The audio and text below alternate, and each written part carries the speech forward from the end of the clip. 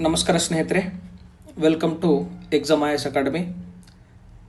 ತಮಗೆಲ್ಲರೂ ಗೊತ್ತಿರೋ ಹಾಗೆ ನಾವು KS ಇಂಟರ್ವ್ಯೂ 25-26 ನಮ್ಮ ಸಂದರ್ಶನದ ತಯಾರಿಯನ್ನು ಕುರಿತು ಡಿಸ್ಕಸ್ ಮಾಡ್ತಾ ಇದ್ದೇವೆ ಅಥವಾ ಸರಣಿಯನ್ನು ಪ್ರಾರಂಭ ಮಾಡಿಕೊಂಡಿದ್ದೇವೆ.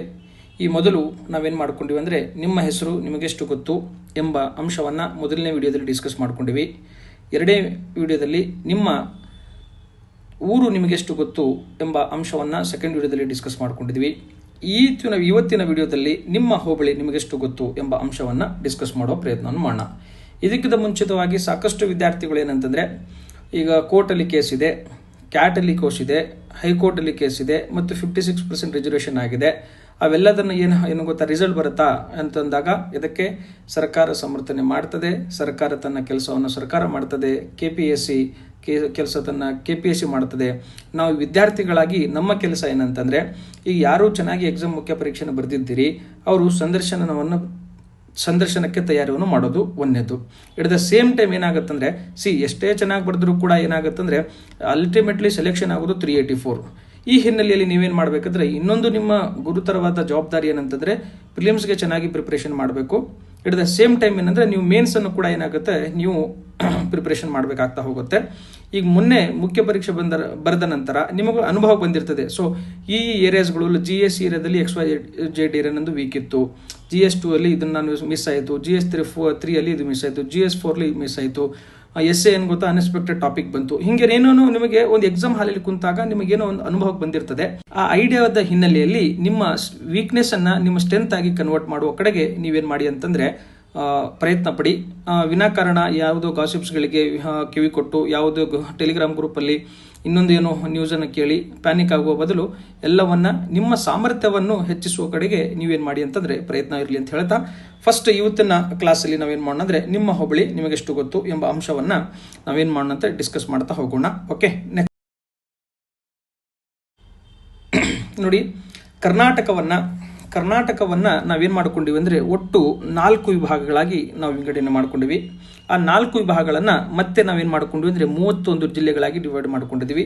ಆ 32 ಜಿಲ್ಲೆಗಳನ್ನು ನಾವೇನು ಮಾಡ್ಕೊಂಡಿದ್ವಿ ಉಪವಿಭಾಗಗಳಾಗಿ ಡಿವೈಡ್ ಮಾಡ್ಕೊಂಡಿವಿ.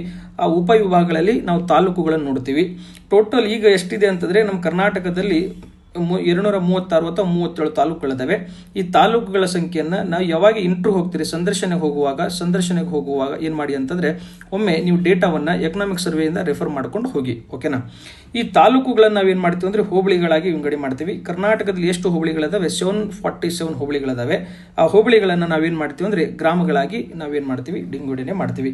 ಇದು ಏನಿದ್ರೆ ನಮ್ಮ ಕರ್ನಾಟಕದ ಒಟ್ಟಾರೆ ರಚನೆ ಹೆಂಗಿದೆ ಈ ರೀತಿ ಆಗಿದೆ. ನಮ್ಮ ಕರ್ನಾಟಕದ ರಚನೆ ಏನಿದೆ ಅಂತಂದರೆ ಈ ರೀತಿ ಕರ್ನಾಟಕದ ವಿಭಾಗಗಳು, ಜಿಲ್ಲೆಗಳು, ಉಪವಿಭಾಗಗಳು, ತಾಲೂಕುಗಳು, ಹೋಬಳಿ ಮತ್ತು ಗ್ರಾಮ. ಓಕೆ, ನಿಮಗೆ ಏನು ಕ್ವಶನ್ಸ್ ಕೇಳ್ಬೋದು ಇಲ್ಲಿ ಗೊತ್ತಾ? ಸೊ ನಿಮ್ಮ ಹೋಬಳಿ ಯಾವುದು ಅಂತ ಕ್ವಶನ್ಸನ್ನು ಕೇಳ್ಬೋದು. ನೀವು XYZ ಯಾವುದೋ ಒಂದು ಹೋಬಳಿ ಅಂತ ಹೇಳ್ತೀರ ಅಂತ ತಿಳ್ಕೊಳ್ಳೋ. ಮತ್ತು ಹೋಬಳಿ ಅಂದಾಗ ಹೋಬಳಿ ಮತ್ತು ಗ್ರಾಮಕ್ಕೆ ಏನು ವ್ಯತ್ಯಾಸ ಅಂತ ಕ್ವಶನ್ಸ್ ಕೇಳುವ ಸಾಧ್ಯತೆ ಇರ್ತದೆ. ಹಾಗಾದರೆ ಹೋಬಳಿ ಅಂದರೆ ಏನು, ಗ್ರಾಮ ಎಂದರೇನು, ಇವುಗಳ ವ್ಯತ್ಯಾಸವನ್ನು ತಿಳಿದುಕೊಳ್ಳೋಣ ಮುಂದಿನ ಸ್ಲೈಡಲ್ಲಿ. ಓಕೆ, ಬನ್ನಿ. ನೋಡಿ ಸ್ನೇಹಿತರೆ, ಗ್ರಾಮ ಮತ್ತು ಹೋಬಳಿಯ ವ್ಯತ್ಯಾಸವನ್ನು ಕುರಿತು ಡಿಸ್ಕಸ್ ಮಾಡೋಣ. ಮತ್ತು ಇದರ ಮೇಜರ್ ಕೆಲಸ ಏನು ಮತ್ತು ಇದನ್ನು ಯಾರು ಹೆಡ್ ಓವರ್ ಮಾಡ್ತಾರೆ, ಇಷ್ಟು ನಮ್ಗೆ ಬೇಸಿಕ್ ಗೊತ್ತಿರಬೇಕಾಗತ್ತೆ.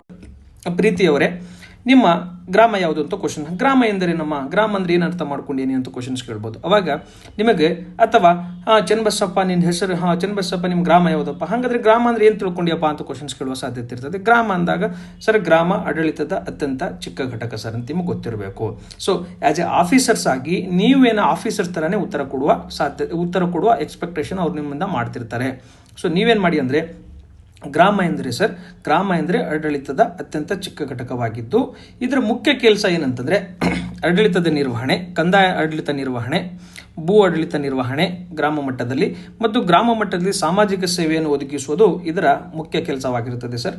ಇದನ್ನು ಈ ಕಂದಾಯ ಆಡಳಿತವನ್ನು VAO ಅದರ ಏನು ಮಾಡ್ತಂದ್ರೆ ಹೆಡ್ ಓವರ್ ಮಾಡ್ತಾ ಇದ್ದಾರೆ. Village accountant officer sir, village administrative officer ಅಂತ ಕರಿತೀವಿ ಸರ್ ಅಂತ. ಈಗ ಹೆಸರಲ್ಲೇ ಇದೆ ವಿಲೇಜ್ ಅಡ್ಮಿನಿಸ್ಟ್ರೇಟಿವ್ ಆಫೀಸರ್ಸು. ಸೊ ನೀವೇನು ಮಾಡ್ಬೇಕಂತಂದ್ರೆ, ಈಗ ನಮ್ಮ ಗ್ರಾಮ ಅಂದರೆ ಆಡಳಿತ ಅತ್ಯಂತ ಚಿಕ್ಕ ಘಟಕ. ಇದು ಕಂದಾಯ ಆಡಳಿತ ಮಾಡ್ತದೆ, ಬೋರ್ಡ್ ಆಡಳಿತ ಮಾಡ್ತದೆ, ಸಾಮಾಜಿಕ ಸೇವೆ ಮಾಡ್ತದೆ. ಇದರ ಹೆಡ್ ಅವ್ರು ಯಾರು ಮಾಡ್ತಾರೆ ಅಂದರೆ ವಿಲೇಜ್ ಅಡ್ಮಿನಿಸ್ಟ್ರೇಟಿವ್ ಆಫೀಸರ್ ಮಾಡ್ತಾರೆ. ಇಷ್ಟು ಬೇಸಿಕ್ಸ್ ಅಂಶ ನೀಗೇನು ಗೊತ್ತಾ, ಕ್ಲಿಸ್ಟಲ್ ಕ್ಲಾರಿಟಿ ಇರಬೇಕು ನಿಮ್ಮ ಮೈಂಡಲ್ಲಿ. ನಿಮ್ಮಿಂದ ಇದೇ ರೀತಿ ಆನ್ಸರ್ನ ಎಕ್ಸ್ಪೆಕ್ಟೇಷನ್ ಮಾಡ್ತಿರ್ತಾರೆ. ನಮ್ಮ ಗ್ರಾಮ ಅಂದರೆ ನಿಮ್ಗೆ ಇಲ್ಲಿ ನಾನು ಕೇಳಿದಾಗ ಈಸಿ ಅನಿಸ್ತಿರ್ಬೋದು, ಬಟ್ ಸಂದರ್ಶನದ ಕೋಡ್ ಅಡಿಯಲ್ಲಿ ನಿಮ್ಮ ಕ್ವಶನ್ಸ್ ಕೇಳಿದಾಗ ನಿಮ್ಗೆ ಏನು ಗೊತ್ತಾ, ನೀರು ಬಿಡ್ತಾವಲ್ಲಿ. ಸೊ ಚೆನ್ನಾಗಿ ಪ್ರಿಪ್ರೇಷನ್ ಮಾಡಬೇಕಾಗತ್ತೆ, ಮಾಡಿ. ಓಕೆ, ನೆಕ್ಸ್ಟ್ ನೋಡಿ, ಈ ಗ್ರಾಮಗಳನ್ನ ನಾವೇನು ಮಾಡ್ಕೊಂಡಿವಿ ಅಂದರೆ ಪ್ರತಿ 400 ಜನಸಂಖ್ಯೆಗೆ ಏನು ಮಾಡ್ಕೊಂಡು ಒಂದು ವಾರ್ಡನ್ನು ಮಾಡ್ಕೊಂಡಿವಿ. ಈ ವಾರ್ಡ್ಗಳ ಒಂದು 10 ರಿಂದ 15 ವಾರ್ಡ್ಗಳನ್ನು ನಾವೇನು ಮಾಡ್ಕೊಂಡು ವಾರ್ಡ್ಗಳನ್ನು ಮಾಡಿ ಒಂದು ಗ್ರಾಮ ಪಂಚಾಯತ್ ರಚನೆ ಮಾಡ್ಕೊಂಡಿವಿ. ಈ ಗ್ರಾಮ ಪಂಚಾಯತಿಯ ಏನು ಕೆಲಸ ಅಂದರೆ ಸಾಮಾಜಿಕ ಸೇವೆಯನ್ನು ಒದಗಿಸೋದು, ಮೂಲಭೂತ ಸೌಕರ್ಯಗಳನ್ನು ಒದಗಿಸುವುದು, ಸರ್ಕಾರದ ಯೋಜನೆಗಳನ್ನು ಜಾರಿಗೆ ತರುವುದು ಅಥವಾ MG ನರೇಗಾ ಅಂತ ಯೋಜನೆಗಳನ್ನು, ಶಿಕ್ಷಣಕ್ಕೆ ಏನು ಮಾಡೋದು ಅಂದರೆ ಪ್ರೋತ್ಸಾಹ ಕೊಡೋದು, ಆರೋಗ್ಯವನ್ನು ಪ್ರೋತ್ಸಾಹ ಕೊಡೋದು ಮತ್ತು ಸರ್ಕಾರದ ಇತರ ಯೋಜನೆಗಳನ್ನು ಮಾಡುವುದು ಗ್ರಾಮ ಪಂಚಾಯತಿಯ ಕೆಲಸವಾಗಿರ್ತದೆ. ಸೊ ವಾರ್ಡ್ ಮತ್ತು ಗ್ರಾಮಕ್ಕೆ ಏನು ವ್ಯತ್ಯಾಸ ಅಂತ ಕೂಡ ಕ್ವಶನ್ಸ್ ಗೆಲ್ಲುವ ಸಾಧ್ಯತೆ ಇರ್ತದೆ. ಅಕಾರ್ಡಿಂಗ್ ಟು ಆಕ್ಟ್ ಇದೆ ಇದು. ಏನು ಗೊತ್ತಾ, ಗ್ರಾಮಗಳನ್ನು ನಾವೇನು ಮಾಡ್ತಾ ಇದ್ದೀವಿ, 400 ಜನಸಂಖ್ಯೆ ಒಂದು ವಾರ್ಡ್ ಮಾಡ್ತೀವಿ. ಇನ್ನೊಂದು ಕಾನ್ಸೆಪ್ಟ್ ಇಲ್ಲಿ, ಈ ವಾರ್ಡ್ಗಳನ್ನು ನಾವೇನು ಮಾಡ್ತೀವಿ ಅಂದರೆ 150 ಜನಸಂಖ್ಯೆಗೆ ಏನು ಮಾಡ್ತೀವಿ ಅಂದರೆ ಜನವಸತಿ ಸಭೆ ಅಂತ ನಾವು ಜನವಸತಿ ಸಭೆಯನ್ನು ಕೂಡ ನಾವೇನು ಮಾಡ್ಕೊಂಡಿದ್ದು, ರಚನೆ ಮಾಡ್ಕೊಂಡಿವಿ. ಅಂದರೆ ಫಾರ್ ಎಕ್ಸಾಂಪಲ್ ನೋಡಿ, ಈಗ ಯಾವುದೋ ತಾಂಡಗಳು ನೋಡಿ, ಈ ತಾಂಡಗಳು ಗೋಲ್ ಹಟ್ಟಿಗಳು ಏನಿರ್ತಾವೆ ಅಂದರೆ ಅವರೆಲ್ಲ ಕಾಡಿನಲ್ಲಿ ವಾಸ ಮಾಡ್ತಿರ್ತಾರೆ. ಒಂದು 150 ಜನಸಂಖ್ಯೆ ಅಷ್ಟಿರ್ತದೆ, 100 ಜನಸಂಖ್ಯೆ ಅಷ್ಟಿರ್ತದೆ. ಆ ಪ್ರದೇಶಗಳನ್ನು ನಾವು ವಾರ್ಡ್ ಅಂಡರ್ನಲ್ಲಿ ನಾವು ಮಾಡ್ಕೊಂಡಿವಿ, ಅಂದರೆ ಜನವಸತಿ ಪ್ರದೇಶಗಳನ್ನು ನಾವು ಗುರುತಿಸ್ಕೊಂಡಿವಿ.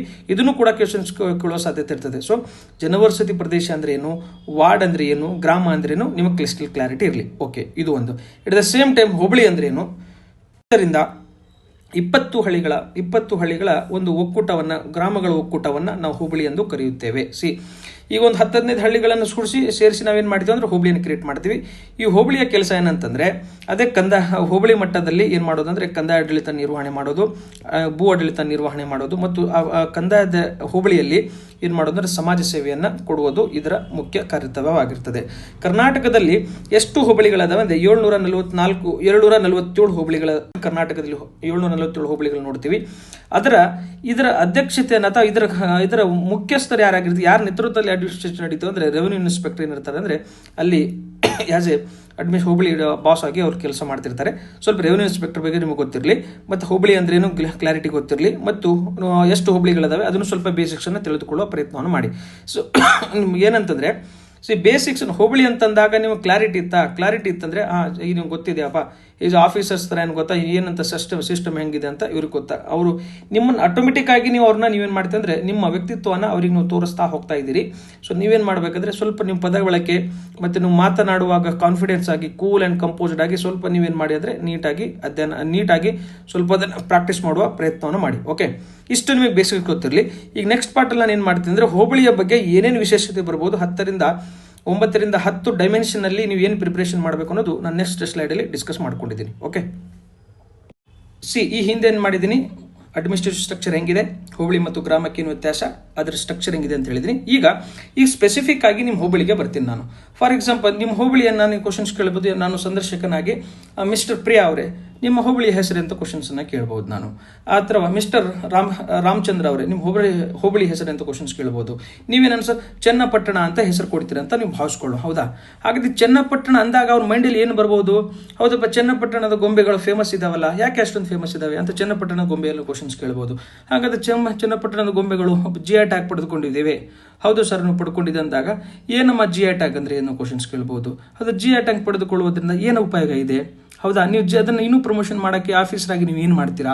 ಈ ರೀತಿ ಒಂದು ನೀವು ಬಾಯಿಯಿಂದ ಏನು ಕ್ವಶನ್ಸನ್ನು ನೀವು ಹೇಳ್ತೀರಾ, ಏನು ಆನ್ಸರ್ ಮಾಡ್ತೀರಾ, ಆನ್ಸರ್ಗೆ ಚೈನ್ ಸಿಸ್ಟಮ್ ಏನಾಗುತ್ತೆ, ಅದು ಚೈನ್ ಸಿಸ್ಟಮ್ ಏನಾಗುತ್ತೆ ನಿಮ್ಮದು ಆನ್ಸರ್ ಆಗ್ತಾ ಹೋಗುತ್ತೆ. ಅವರು ನೀವು ಏನು ಕ್ವಶನ್ ನೀವು ಬಾಯಿಂದ ಏನು ವರ್ಡ್ಸಿಂಗ್ ಯೂಸ್ ಮಾಡ್ತೀರಾ, ಆ ವರ್ಡ್ಸ್ ಮೇಲೆ ನೀವು ಏನಾಗುತ್ತೆ ಅಂದರೆ ನೀವು ಆನ್ಸರ್ ಮಾಡ್ತಾ ಹೋಗ್ತೀರಾ.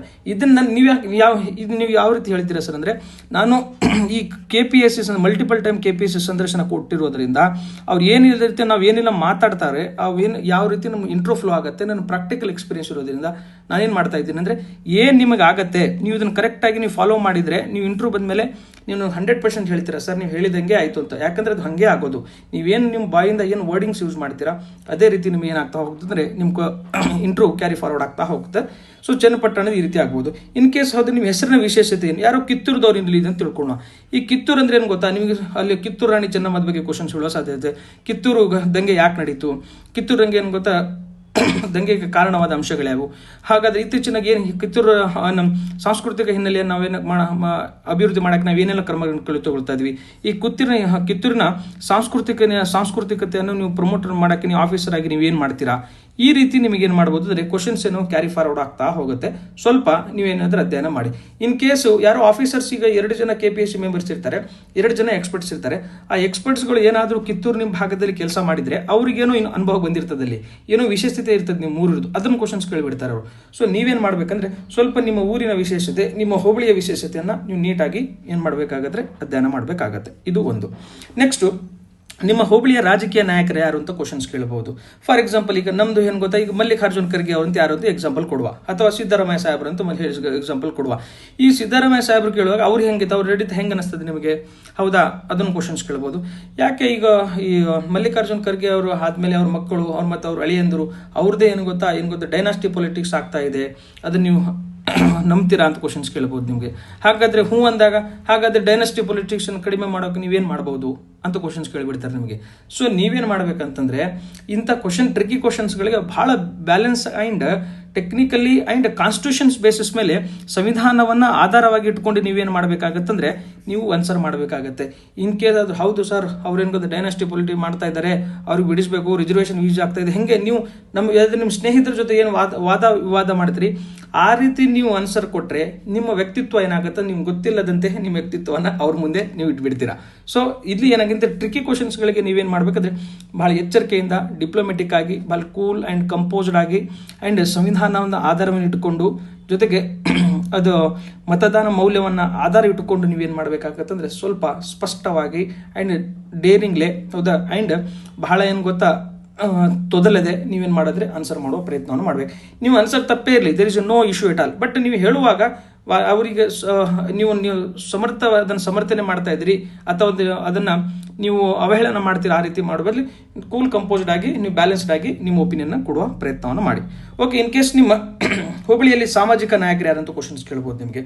ಅವಾಗ ನಾವು ಸಾಮಾಜಿಕ ನಾಯಕರು ಯಾರು ನಿಮ್ಮ ಪ್ರದೇಶದಲ್ಲಿ ಯಾರಾದರೂ XYZ ಯಾರಿದೆ ಅದ್ರ ಬಗ್ಗೆ ಕ್ವಶನ್ಸ್ ಕೇಳುವ ಸಾಧ್ಯತೆ ಇರ್ತದೆ. ಅದನ್ನು ಸ್ವಲ್ಪ ನೀವು ನೀಟಾಗಿ ಅಧ್ಯಯನ ಮಾಡಿ. ಎಟ್ ದ ಸೇಮ್ ಟೈಮ್ ನಿಮ್ಮ ಹೋಬಳಿಯಲ್ಲಿ ಯಾರಾದರೂ ಸಾಂಸ್ಕೃತಿಕ ನಾಯಕರು ಅಥವಾ ಸಂಗೀತಗಾರರಿದ್ರೆ ಅದ್ರ ಬಗ್ಗೆ ನೀವು ಕ್ವಶನ್ಸ್ ಕೇಳಬಹುದು. ಹೌದಾ, ನೀವೇನಾದರೂ ಹಾವೇರಿದವರು ಚಿನ್ನನಬಟ್ಲಿ ತಾಂಡದವರು ಇದ್ರೆ ಅಂತ ತಿಳ್ಕೊಳ್ಳಿ. ಅವಾಗ ನಮ್ಮ ಜಾನಪದ ಹನುಮಂತ ಏನಾದ್ರೆ ಬಹಳಷ್ಟು ಫೇಮಸ್ ಅದಾನೆ, ಅವನ ಬಗ್ಗೆ ಕ್ವಶನ್ಸ್ ಕೇಳಬಹುದು.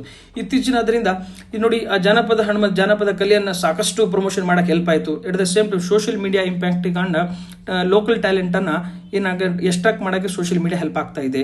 ನೀವು ಅಧಿಕಾರಿಯಾಗಿ ಯಾವ ರೀತಿ ಯೂಸ್ ಮಾಡಬಹುದು. ಹೌದಾ, ನಿಮ್ಮ ಇದನ್ನು ಬಿಟ್ಟು ಬೇರೆ ಆದರೂ ನೀವು ಇದು ಟ್ಯಾಲೆಂಟ್ ನೀವು ಗಮನಿಸಿದ್ರ, ಆ ಟ್ಯಾಲೆಂಟನ್ನು ಈಗ ಇದು ಮಾಡೋಕ್ಕೆ ಪ್ರಮೋಟ್ ಮಾಡೋಕ್ಕೆ ನೀವು ಯಾವ ಕ್ರಮ ಕೈಗೊಳ್ತೀರಿ, ಈ ರೀತಿ ನಿಮ್ಮ ಕ್ವಶನ್ ಕೇಳೋ ಸಾಧ್ಯತೆ ಇರ್ತದೆ. ಸೊ ನೀವು ನೀಟಾಗಿ ಏನು ಮಾಡಿ ಅಂತಂದರೆ ಇದ್ರ ಬಗ್ಗೆ ಅಧ್ಯಯನ ಮಾಡುವ ಪ್ರಯತ್ನವನ್ನು ಮಾಡಿ. ಓಕೆ, ನೆಕ್ಸ್ಟ್ ನೋಡಿ, ನಿಮ್ಮ ಹೋಬಳಿಯಲ್ಲಿ ಯಾರಾದರೂ ಮಹಿಳಾ ಸಾಧಕಿಯರಿದ್ದರೆ, ಫಾರ್ ಎಕ್ಸಾಂಪಲ್ ಈ ಹುಬ್ಳಿದವ್ರು ಯಾರು ಇದ್ದಾರೆ ಅಂತ ತಿಳ್ಕೊಳ್ಳಿ.